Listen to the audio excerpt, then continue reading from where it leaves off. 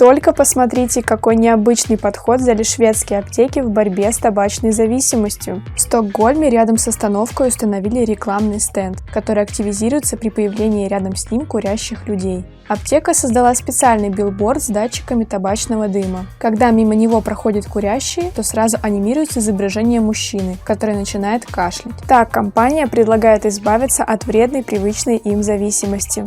Для большинства людей эта анимация вызывает улыбку, другие же просто останавливаются и перестают курить в недоумении.